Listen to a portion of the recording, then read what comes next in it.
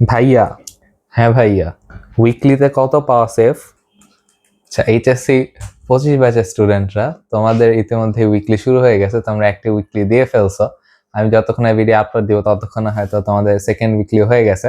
তো তোমাদের অনেকেরই একটা কোশ্চেন থাকে যে উইকলিতে কত পাওয়া সেফ, বা কত পাইলে তুমি বুঝবা যে তুমি ঠিক ট্র্যাকে আছো। সো আমাদের সময় ইঞ্জিনিয়ারিং এর ক্ষেত্রে উদ্ভাসে উইকলি হইতো 230 মার্কসের, এর মধ্যে আই গেস 50টা এমসিকিউ থাকতো আর 18টা রিটেন থাকতো। হ্যাঁ, 180 আর 50 230 এরকম ছিল। তো এখন তোমাদের মান বন্টন বা নাম্বার ডিস্ট্রিবিউশন বাড়ছে বা কমছে কিনা জানি না, তো আমি 230-এর ওই রেঞ্জের হিসাবে বলতেছি। তো ধরো তোমরা যারা শুরু থেকে 230-এর মধ্যে 150 বা এর বেশি পাচ্ছ, তো তোমাদের টেনশনের কোনো কারণ নেই। তোমরা তোমাদের যেই লেভেলের প্রিপারেশন আছে ওইটাই কন্টিনিউ করতে থাকো, আরো ভালোভাবে প্রিপারেশন নিতে থাকো। আর হচ্ছে ধারাবাহিক থাকার চেষ্টা করো, মানে কন্টিনিউয়াস পড়তে থাকতে হবে, রেগুলার প্র্যাকটিস করতে হবে, এক্সাম দিতে হবে, এটা। আর যাদের মার্কস এর কম, 150-এর কম, বা ধরো 100-রও কম, বা 100-র একটু বেশি, এরকম যারা আছো, তাদেরও টেনশন করার কোনো কারণ নাই। এমন মার্কস থাকলেই ভাববা না যে তুমি চান্স পাবে না বা তোমার দ্বারা কিছু হবে না।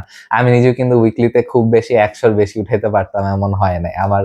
ধরো 80 90 বা 100-র বেশি হলো 105 6 7, হাইয়েস্ট মনে হয় আমার 111 ছিল উইকলিতে। আচ্ছা, তো এটা কেন ছিল এটা বলি। আমি হচ্ছে তোমার আমাদের সময় আমি এসিএস এর ক্লাস করতাম অনলাইনে, আর উদ্ভাস হচ্ছে অফলাইনে উইকলি দিতাম। সো এসিএস এর ক্লাস আর উদ্ভাসের ক্লাস কিন্তু মিলে না, মানে সিলেবাস মিলে না। উদ্ভাসের উইকলি যে সিলেবাস আর এসিএস এর যা পড়া সেটা কিন্তু মিলে না।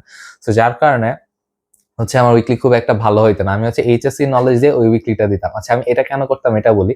এটা আমি এই কারণে করতাম যে আমি দেখতে চাইতাম যে আমি প্রিপারেশন ছাড়া কতটুকু পারি, ঠিক আছে? এই কারণে হচ্ছে আমি উইকলি দিতাম।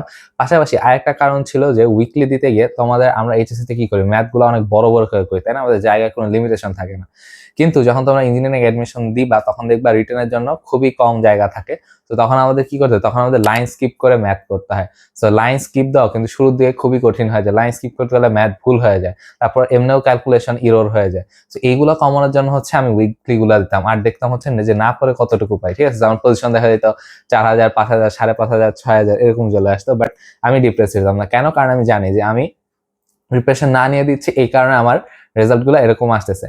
কিন্তু এরপরে যখন উইকলি শেষ হয়, তারপরে যখন আমার সিলেবাস পুরোপুরি কমপ্লিট হয়, তখন ফাইনাল মডেল টেস্টে কিন্তু আবার রেজাল্ট ভালো করতে থাকি। সো আমি তোমাদের এই কথাটাই বলবো যে তোমরা উইকলিটাকে একটা প্র্যাকটিস এক্সাম হিসেবে নিবা। প্র্যাকটিস এক্সাম হিসেবে নিয়ে, মানে প্র্যাকটিস কি করবা, তুমি হচ্ছে লাইন স্কিপ দেওয়ার প্র্যাকটিস করবা, তারপর তুমি হচ্ছে ক্যালকুলেশন কিভাবে কমে আনা যায় এটা প্র্যাকটিস করবা, ঠিক আছে?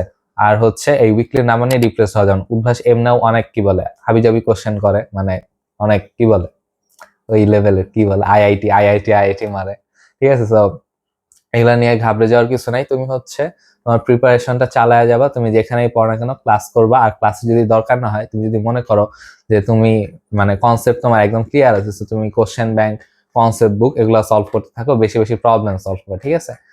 সো আই হোপ উইকলি নিয়ে এতটুকুই বলার ছিল। তোমাদের আর কোনো কোশ্চেন থাকলে কমেন্টে জানায় দিতে পারো।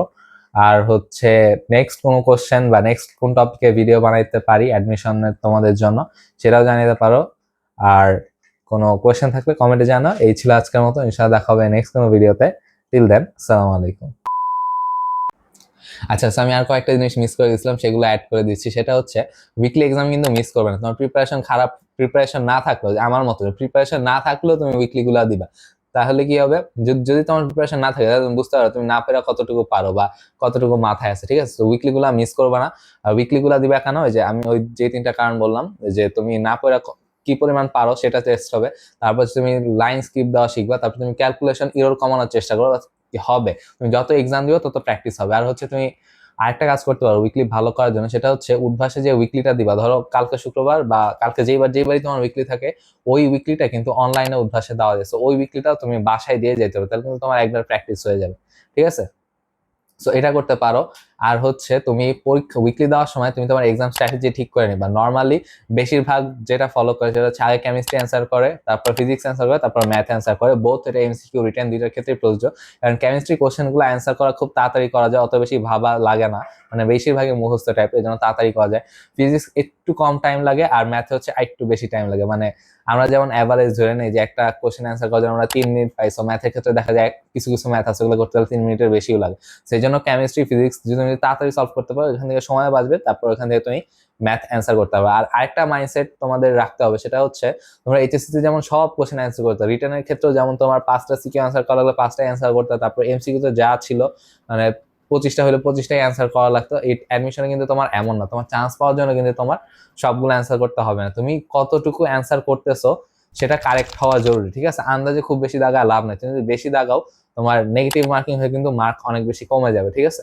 সো এটাও অভ্যাস করবা এমসিকিউ এর ক্ষেত্রে, যেটা খুব বেশি তুমি শিওর না বা মোটামুটি শিওর এগুলো অ্যাভয়েড করার চেষ্টা করবা, যা দাগাবা কনফিডেন্টলি দাগানোর চেষ্টা করবে, ঠিক আছে? আর এক্সাম স্ট্র্যাটেজি ঠিক করে ফেলবা। আমি নিজেও কেমিস্ট্রি ফিজিক্স ম্যাথ এই সিকোয়েন্সে দাগাইতাম। সো এই ছিল আর কি।